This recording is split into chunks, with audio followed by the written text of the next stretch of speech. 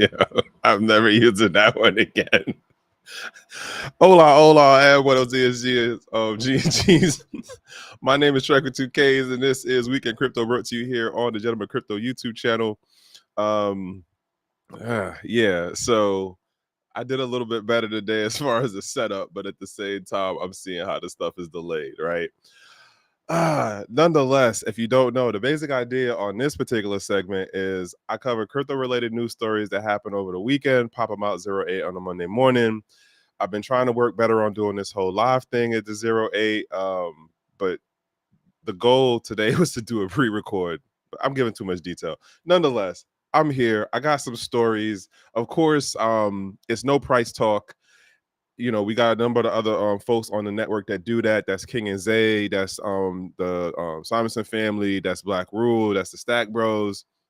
So if you're looking for the price talk, I'm not that guy. Sorry, but not sorry. And yeah, other thing to know for housekeeping is this segment is brought to you by CJ the Smart guy. Full disclosure, he is my actual CPA.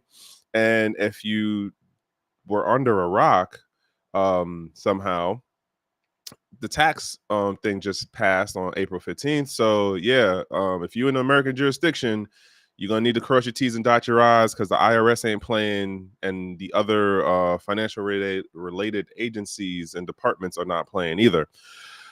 But we'll see as we go further along. But anywho, I got some stories bouncing around internationally and locally. And as you see in the title, U.S. Treasury watching your bank account. So I'm gonna jump with that story first, and it basically boils down to the Treasury Department during the whole C19 period and what we had going on here in the States, as well as what was going on in our neighbors to the north.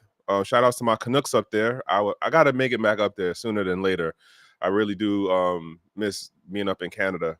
But nonetheless, the basic idea is there's a thing going on where what they're doing is the Treasury Department, as well as FinCEN, which is the Financial Crimes Enforcement Network, they are putting it upon the banks to actively monitor and report when you are using your bank to send things. And what they're doing is, when you have that section in a transaction that you can like write a memo for, like, oh, this is for Susan's birthday, this is for dinner out with Carol, I bought the car, you know what I'm saying? Like, let's say you paid like $5K for a used car or something.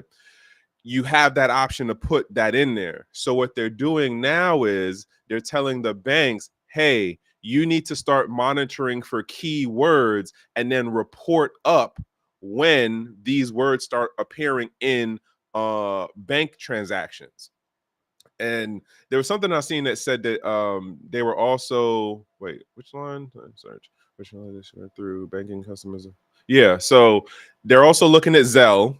So Zelle isn't going to be safe in a couple. If you here in the States, you know how Zelle is. Zelle was like kind of in that saving grace when they were talking about how they wanted to crack down on some of the other ways that people were sending funds from like bank to bank or bank to another person or whatever. But nonetheless, the title is somewhat clickbait, but it's not clickbait because you also have to put in the context, right? And I know some folks are like, wait, well, how does this relate to crypto? You said you give crypto related news stories. In my mind, they're not saying it within this article, and this was on the Daily HOla, by the way. Link for this will be in the description as usual. But it's one of those things of where you can do like a two birds with one stone, right? Right now, the argument is about, oh my God, the government is looking at my bank account. Well, not really. The government's telling the banks to monitor your bank account and then report to them on certain things that they want to know about. And so with that, the government isn't breaking your privacy. The banks already have it within their terms of service and regulatory protection that they can and do look at your financial transaction history, as well as they can curtail, they can freeze, they can reverse, they can lose a bunch of your money, right? What is it? The Dawes Act, chapter 5 or chapter 8 or something like that, is what gives the banks the ability to be able to be like, nah, we're not going to give you your money today, even though you've been with us for like 15, 20 years. That can happen. It's been happening. The point here is the way that this article is thrown, it makes it sound like the government is overreaching, but technically they already been doing the stuff.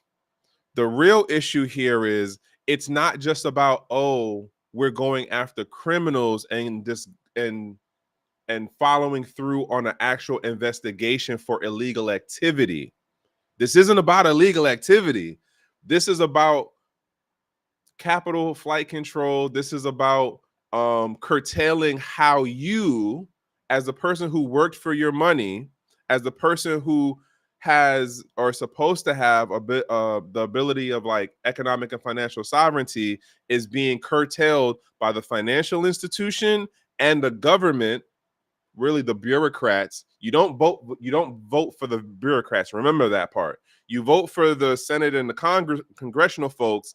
They appoint the people into the bureaucratic positions. The Treasury, FinCEN, DOJ, all of those legal executive let me not get into that. The point being is you don't vote for those folks, but those folks have influence over your financial activity, even when it is not illegal for you to donate to what cause you see as being fit.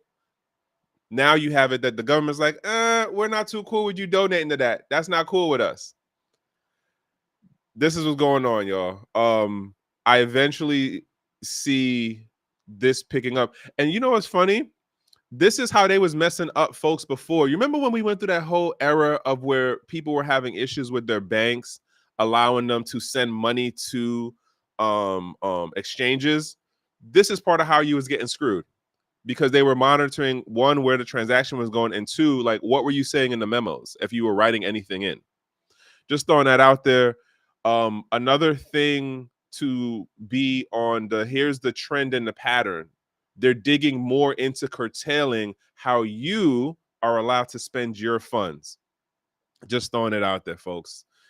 Got to pay attention. Now we jumping across the sea, all the way on the other side of the world. Let me just drop this in the thing real quick. If anybody's there, say what up. I just dropped the hola.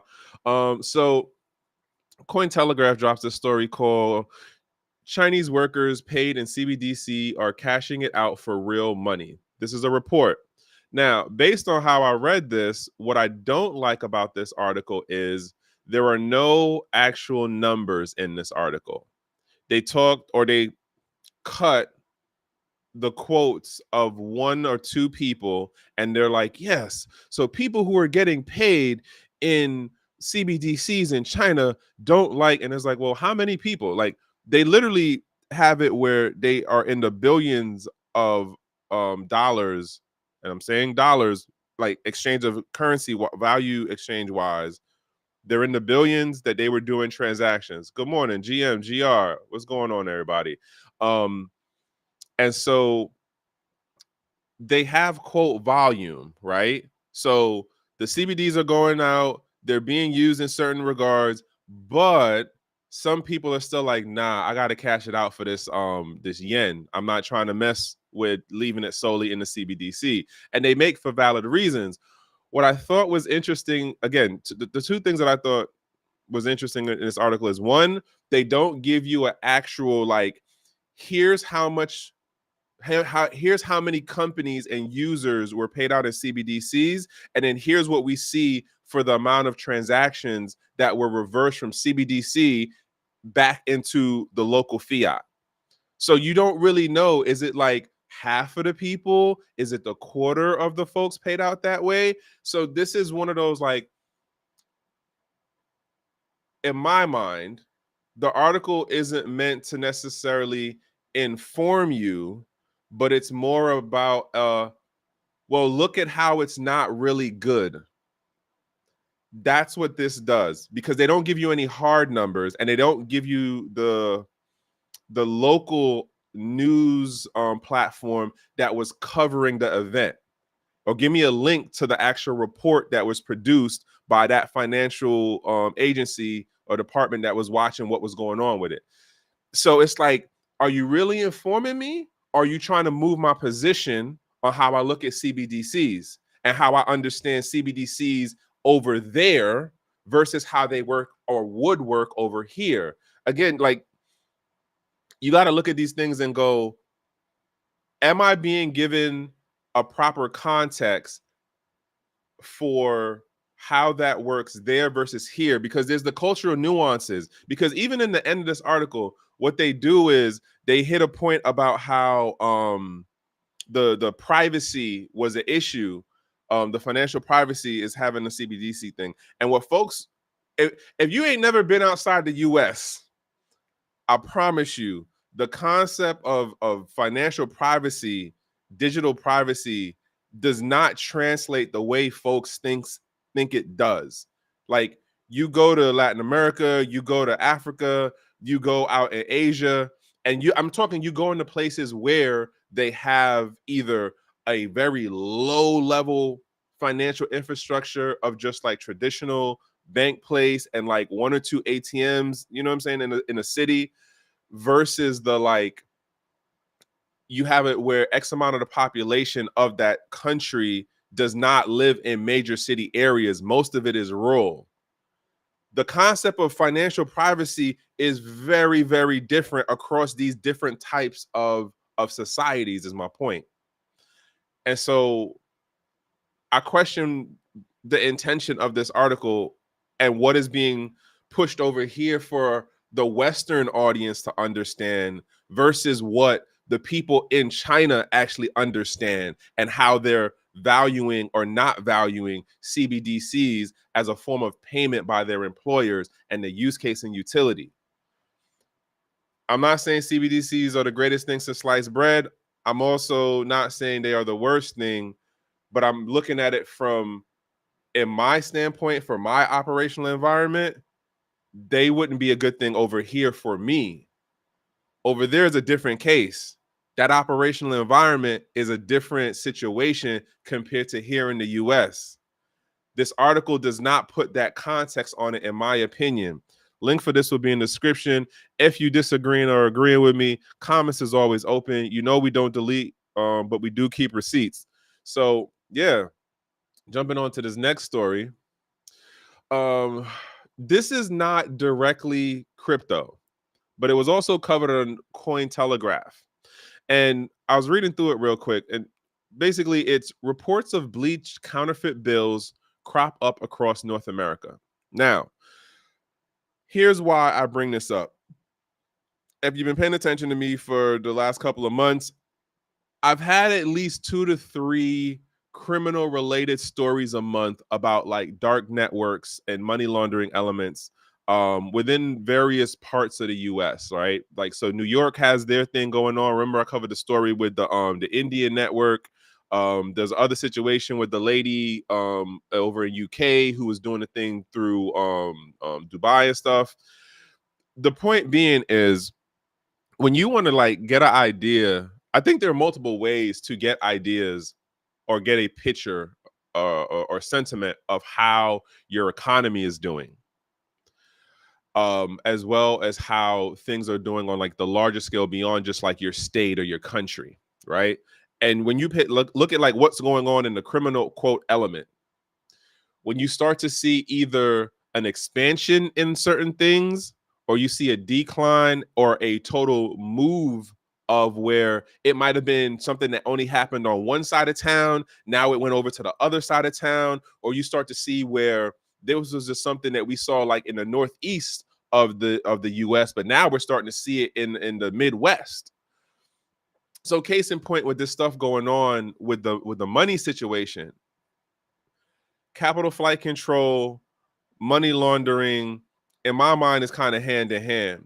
So within this story, they're basically saying, hey, law enforcement is starting to notice, and this dude, he got caught ridiculous. Like, what was it? 45-year-old dude he did a fair amount, but he was, if this is the same connection, he was doing it stupidly because he was doing $100 bills. Like 20 and up, everybody starts paying attention to the money that you give them. That's the stupidity part of it. But I understand the idea of, let me use a larger amount and I'm not walking around with a stack of ones, right? But if anything, you know what I'm saying, just going through the strip club, like you go in, you do what you do, and then you come back out, or you go in for a minute and use the singles in that regards to then, you know, I'm not telling y'all what to do. I'm not telling y'all what to do. The point being is, and I said this when the New York story I had covered came out, considering how harsh New York is on crypto, if there were people who are willing to still run and set up a network where they were giving you cash, here's a stack of USD, because they were doing the outside of it. What other money black market things are going on? And this is the perfect example of it. The guy obviously didn't just figure it out on his own, and he's not obviously the only one doing it. In my mind, this is an indicator that there's other things or other troubles that are going on within our economy, because I can only imagine there has to be multiple investigations across the US, because they also bring up the point of, like, they've seen stuff in Canada, they've seen stuff as far as Hawaii, they've seen stuff in Latin America. So this to me is an indicator that there's bigger trouble underneath the surface, because you also got to remember the criminal element, whether it comes to technology, whether it comes to like financial instruments and ways that you can like manipulate and do stuff. Usually the first area or first phase of where those things kind of get tested out and like, let's see what it could do. And then it will push out into the mainstream side. Tech side, money side, in my mind, works the same way. And that's what I'm saying as far as that. I'm expecting to hear more of this as we push through this decade.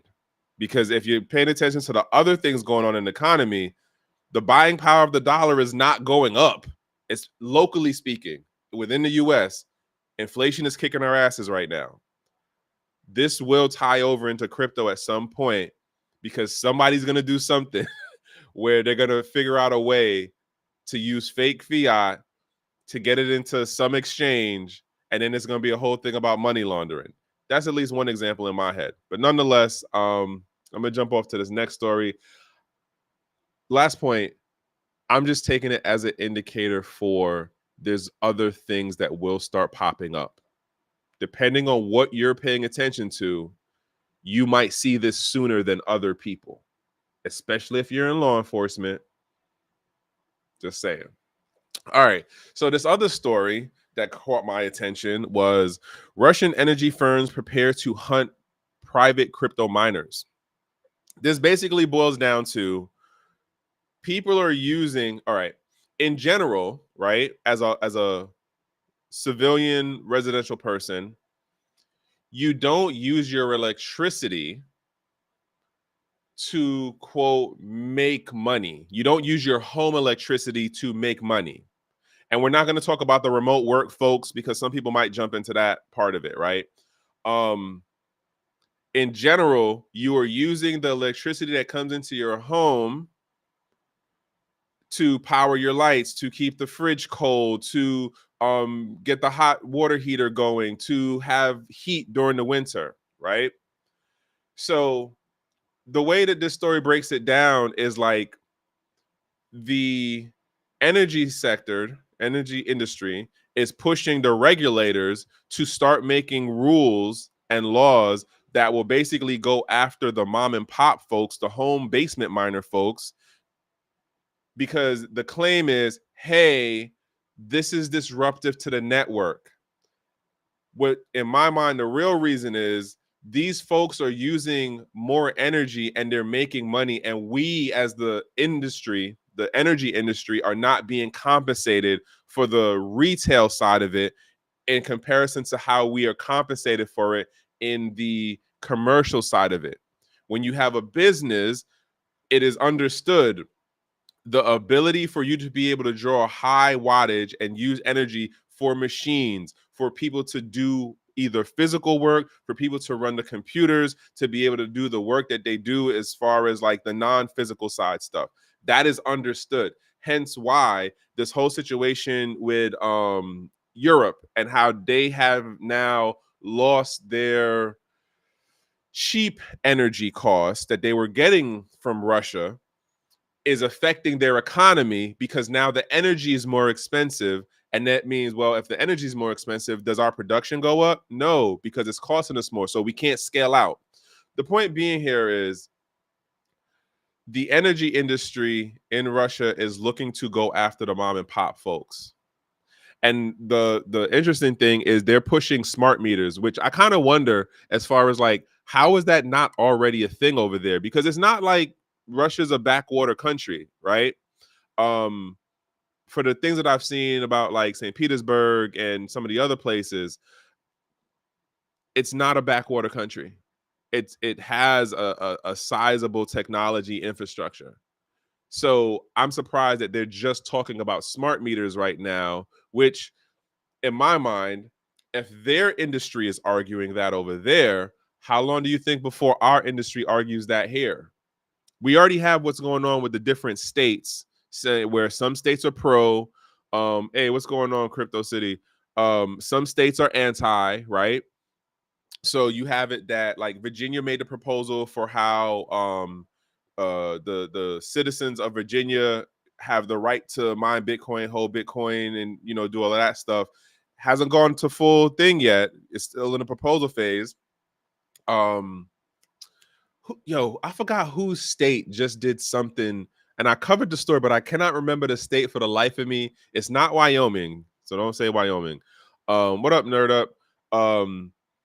I can't remember the state, but the point being is that this is something where if our industry, if our energy industry, the industry, not the states, are looking at other jurisdictions and what their industry is doing there, and it works over for them, what do you think they're going to do here? Like, we already have the smart meter technology, so I imagine it'll be a certain level of upgrade. And if you know anything about how miners work right now, the level of Denoid, the level of energy, like your joint jumps. When I tell you your electricity consumption jumps, it jumps. So on the company side, it's kind of really easy to note if you in an apartment, if you in like a bungalow size house, like under 1,000 square feet, even if you're in a 2,000 square feet house, like you will notice the jump in the electricity consumption, the watts. And so in my mind, indicator. And I'm also bring this to the other point of, for all of the talk of how they over there, the Russian, the oh God, what is the name of their thing? God damn, I can't remember it now, but like Putin and the whole like crypto is bad in Russia. I've been saying it for more than a year now. They have been doing way too much regulatory stuff for me to believe that they're anti-crypto or that they're using crypto in quote illegal ways. Right? That's just my thought process, because based on these stories I've been covering for more than a year, it's been a lot of regulatory activity going on between their central bank, their local regional banks, the financial agencies, and now we're looking at what the energy sector is trying to do to make sure they secure their cut. They're going after the residential folks. I don't know how well that will hold out though, because at the same time, it's a cat and mouse game as far as the technology is open source. The technology, what's going on, Stream Elements? The technology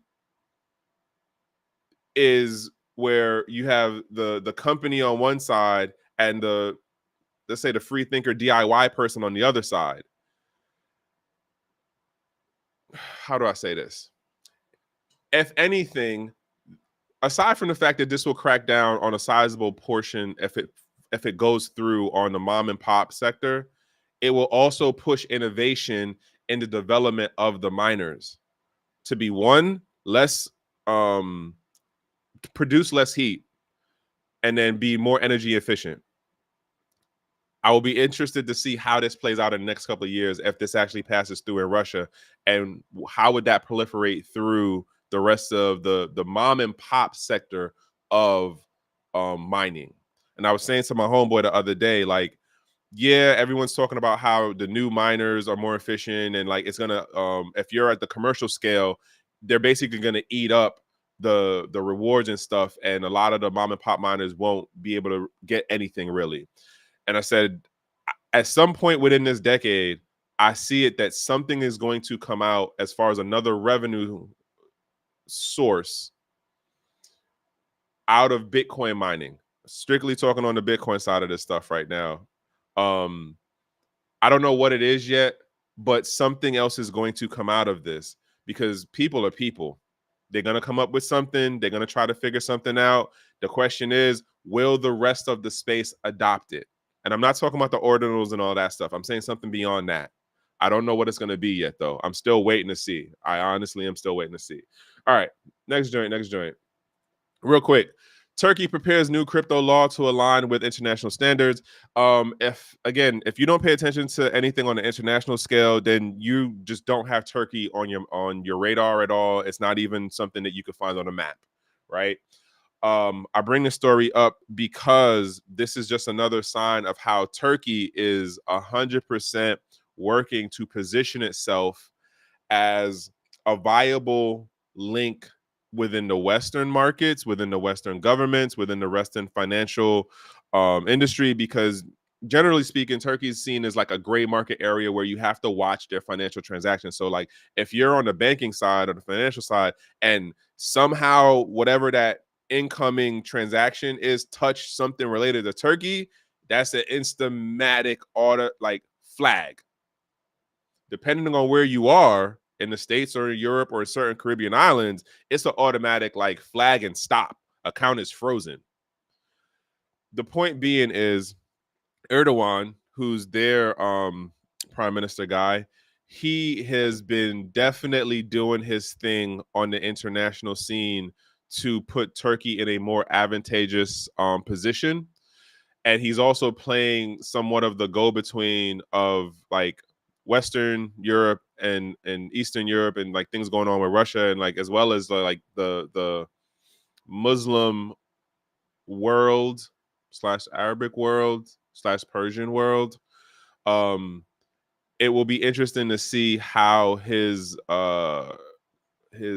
administration levels things out over the next couple of years and whether like they fully get accepted for what he seems to be intending to do, which is to position Turkey as one of the leading influences within the things that I just mentioned.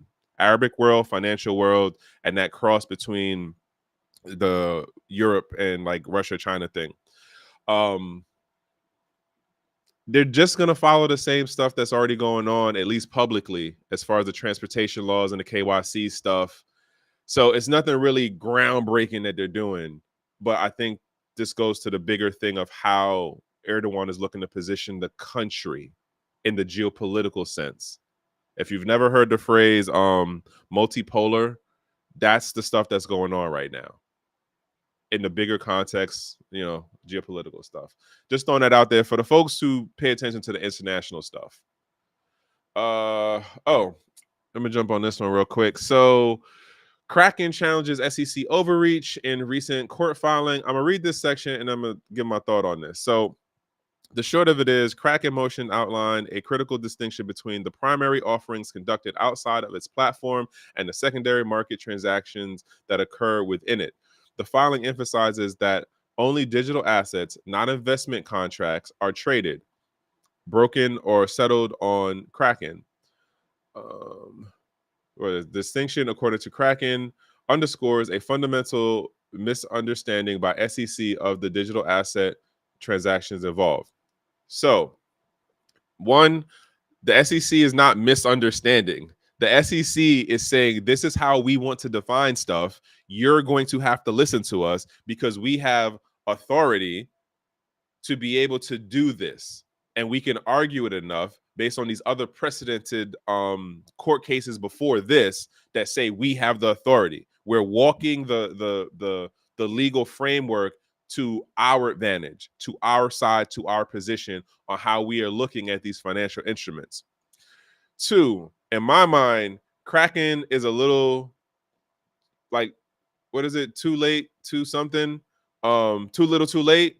Like, and King said this how long ago? Like, if y'all would have just been on some no earlier, and in my mind, excuse me, if they would, if the industry would have actually stood together, if the industry would have actually stood together, where Gemini, Coinbase, all of the American companies, even X number of the international companies was like, yo, we're fighting y'all in court. As soon as y'all look in our direction, we fighting you in court. And here's the other part and I was thinking about this the other day because I was listening to Eli, the computer guy, and he was making a point about how what most folks don't understand within the tech industry is that a company being valued at this amount or said to be a good company because they have, stock values at this high, the money isn't necessarily coming out of their making revenue. The money's coming from the investors. And so the question then gets into, in my mind, in relation to this whole SEC situation and how they've been sniping at the companies individually and sniping at individuals individually, case in point, Reggie Middleton, is what are the investors saying? Are the investors and the people who have influence within the governance and the operations of the company, are they going, well, John says, because John's a lawyer and he says that we need to follow what the SEC says, or he says we need to prepare for it this way, versus the let's say Brad, who's just like, no, we need to fight it, but we need to fight it through the court system beforehand. That in my, I don't know any of those conversations, but from what it seems like to me, everyone was on the no, we just got to wait and see what they say, and then we got to comply with them. Versus that was the majority of folks, versus the folks who said, hey, we need to fight. In my mind, the question is, why was no one arguing for unity within the industry for self-policing? Hey, you're on this exchange, you got your joint, you got your, and I imagine that X number of the angel investors, the back end folks, are the same people, like the same pot of money. That's the part that's getting me. So it's like you're beholden to the investors who want their return on stuff, and it's like, well, their thought process is all old school of, well, we have to follow what the regulators push out. This is the only way, quote, the industry can grow. It doesn't mean this is the only way the technology can grow. It means this is the only way it will make it into mainstream, which, depending on how you look at it, arguably that's a damn lie. The technology still worked. The use case was there. People figured out, oh, that works for my use case. That's what got it going.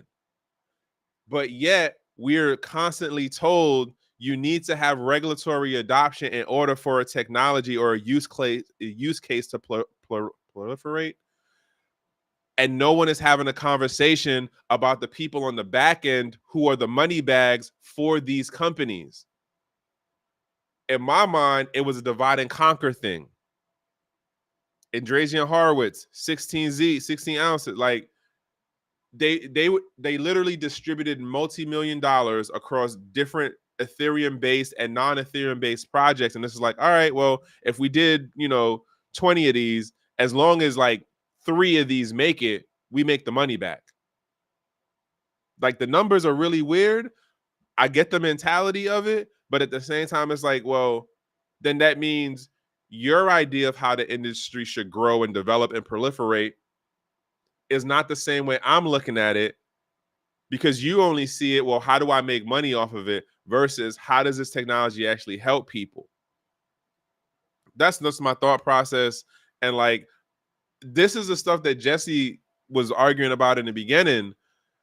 And we see where Jesse's at right now. He's not the head of the ship because the company is a company. The company has investors. The company has backers.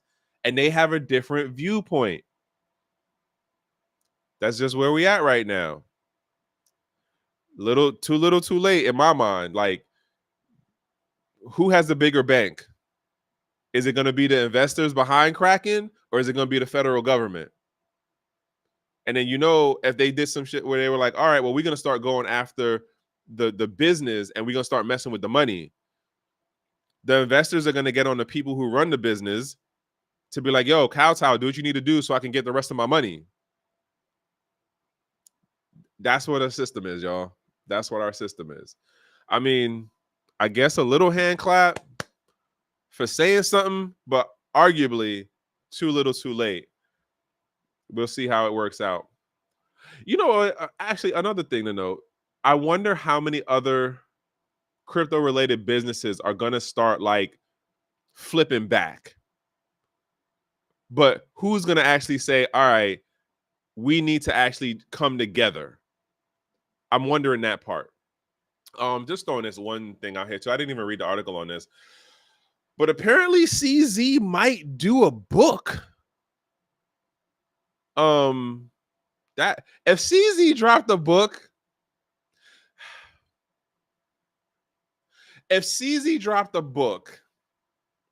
that was like even half of what Zay's book should be. I'm talking about volume 2, by the way. I'm still waiting on my book, Zay. I'm still here. But nonetheless, because think about like the number of conversations and the governmental departments that CZ had to talk to, and the number of millionaire, billionaire people that were in his ear about stuff. Imagine if Arthur Hayes dropped a book. Granted, Arthur Hayes, he writes his dissertations on Stacks and on Medium, but like an actual like, all right, let me tell y'all some of the stuff like here and on some Zay level shit. I don't know if the space would be ready for that. I don't know. I'm not saying that that's what this book is going to be. This is like allegedly he's going to write a book. Did I put the link in the description? It might be. You can find it on You Today anyhow. If you just put it in search, you'll find the thing about CZ doing a book. I just wanted to throw that out there. I just thought of the thing about comparing it to Zay and King at the last minute now. But yeah, that's a thing. Other thing to note, so apparently the DOJ is handing off the daily monitoring of Binance to this company called Foreign Risk Alliance. This whole article, in no part of this article does it mention how big the contract is. I imagine this has to be a multi-million-dollar contract that the DOJ is giving out to FRA in order to, quote, monitor Binance US going forward. We just watching money being moved around. And think about this. This is a British company, by the way, right? So an American law enforcement agency made a foreign company kowtow, made the foreign head of the company leave the company, who is now facing, well, they already sentenced him to jail time. And in that process, they made the floor price of staying out of jail no longer at what King used to say was 30 million. It is now in the billions. And we also now see that a number of other jurisdictions, aka nation states, aka countries, are going after Binance. I said it in the beginning when this first started happening, when they thought the whole like we need to put a DOJ person on, and then they put the dude from the IMF in as the head of Binance. And granted, Binance US, Binance International, they in the same boat right now. It's a slow chokeout. It's a slow chokeout in my mind. Nonetheless, this company basically got the contract to monitor them for 3 years to show that, hey, they're following the compliance. They're following what they said in the plea deal. There is no mention of how much the company is actually getting. It's a foreign company that is getting taxpayer money, y'all. I need y'all to think about this. Let that shit sink in. We paying taxes for the DOJ to contract the monitoring of a foreign company to another foreign company. Like, you can't make this shit up. You can't make this shit up. I would like to hear, like, there should be a whole chapter. If CZ writes a book, there should be a whole chapter just on this part. Just on this part. Like, dog, that's all I got on that one. That's all I got. Like, that's all I got. Other things to note. Bitcoin Asia Conference draws 5,000 attendees. Allegedly, well, not the way the article is written, by the way. Sorry. By the way, that article for the Binance monitoring story, that was on Bitcoinist. Link in the description as always. This next one, links also in the description. First time actually seeing CoinU. So Bitcoin Asia Conference draws 5,000 attendees. Half of them are from mainland China.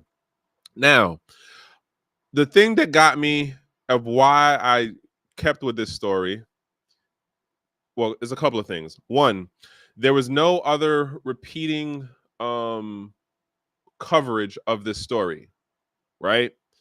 We here in the States, you over in Europe, they make 1,000 people at a conference. Every crypto channel is talking about it, right? X number of the content influencers are there walking around.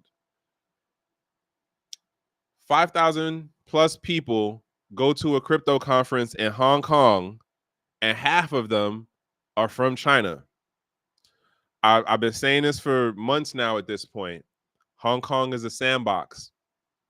Hong Kong is the exit and entry for the mainland. It is the one only part of China where you can do the moving of precious metals.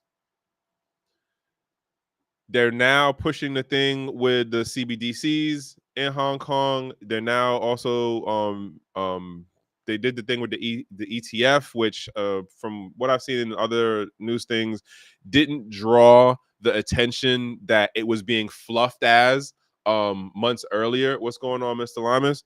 And so the question then in my mind gets into, there was no advertisement for this that I saw on my side here in the States. But then I also wasn't paying attention to certain things. Like I've been really slacking on Twitter and IG and all that other stuff, right?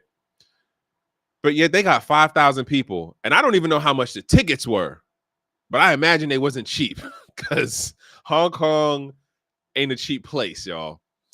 But nonetheless, my other big thing is, for all the talking points we get about how China is against crypto, China is against mining, China is against Bitcoin in the Western facing news platforms. How are you against something this much and you have a conference that has over 5,000 people? In your financial sandbox, in my mind, the narratives don't match up. I've also been covering how they've been doing a lot of regulatory stuff within their version of their Supreme Court and their financial regulatory bodies. Been covering that for a couple of months. Again, The narratives don't match up because all we hear over here is China is against crypto. China's banning Bitcoin this. China's banning that. But people are still mining. People are still using crypto wallets. People are still trading. What did they really ban? Again, to my earlier point at the beginning of this, how we understand stuff over here in this Western American society, this we'll go with Western society, things like privacy, things like financial freedom, things like economic sovereignty, things like digital privacy and stuff like that. It's not the same thing when you start going into other regions of the world for how the society looks at it based on how the government interacts with them. It's not the same thing. And so it makes me wonder going forward, as I've been saying, like I want to eventually make it out to Hong Kong because I want to see this stuff for myself. You're putting precious metals, fiat, crypto, the CBDCs, and who knows what other financial instruments will come up in the next 5 years or at least before 2030. And that's the sandbox right there. And they're allowing the Westerners to come in. They're allowing all of the other countries within that region. So the Koreans are over there, the Japanese are over there, and everyone's trying to figure out like which way will these financial instruments work to make a lucrative, productive market. I don't know. Maybe it's just me and like my curiosity on that whole thing, and just like kind of being frustrated and tired and annoyed with how things are working here on our side. Again, top of the story, Treasury is telling the banks to monitor and actively report what what words you use in your memos for your financial transactions. Who do you think that gets pushed over to after a while? Like, it's not that you did anything illegal, it's that we're monitoring you actively so that when you do something that we don't agree with policy wise, we go after you. Look what we saw happen in Canada. And they're doing something else now too. I forgot there's something else that happened up there recently. Just saying, folks. In my mind, there was always some kind of crypto related news story going on. It's just a matter of like, what are you paying attention to? What is your operational environment? So you understand, like, is it relevant to you?